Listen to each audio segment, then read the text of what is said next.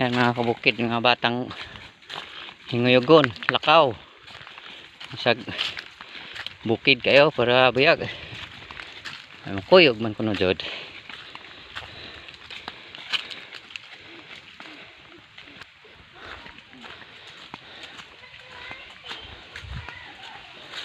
Nagpadong ato silang tangke.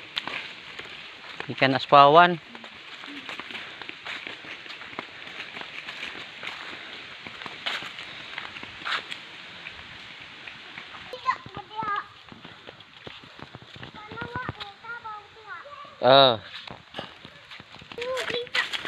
Yan mga kabukid, di ami karon sa Puawan area. Yan ang masakan area. Yan yung pinakamalaking bundok dito sa bandang area nito mga kabukid. Sa Puawan. Yan. Tagal na rin kami hindi nakabalik dito, mga 25 years na siguro.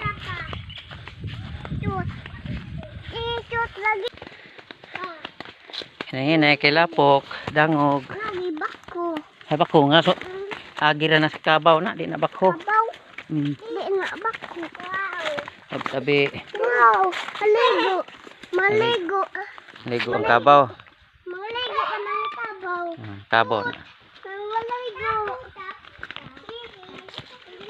Hinay. Tabi. Kaon ka ng isda. Hindi ka isda sa kabaw. Sa kabaw? Kaon na. Ligo sila no? Saba. Maligo. Tabi-tabi po. Kaon na ka no. Katong namasulta. Masul. Tabi. Ina-agisda. Gukod naman ka. Gukod. Uwak. Gukod ni. Gukod ni mama. Inaw mama, wait. Tawag ka. Ina mama, wait. Nagan na kay. Hinay lang kay na kuan dia dangog.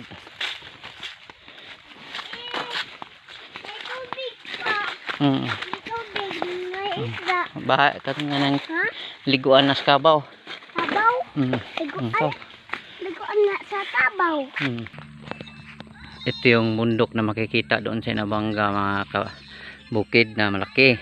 Yung makikita doon sa may bandang Nabuwad, makikita dito. Ito yun.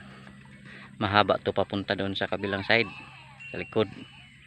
Ano gitawag og Mount Puawan. Ito yung aming kaingin dati. Wala na, masukal na.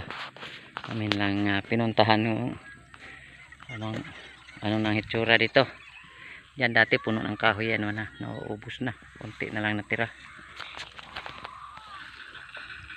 Yun lang mga kabukid, hantod sa sunod na tong mga video mga kabukid. Bye bye guys and God bless po sa tong tanan.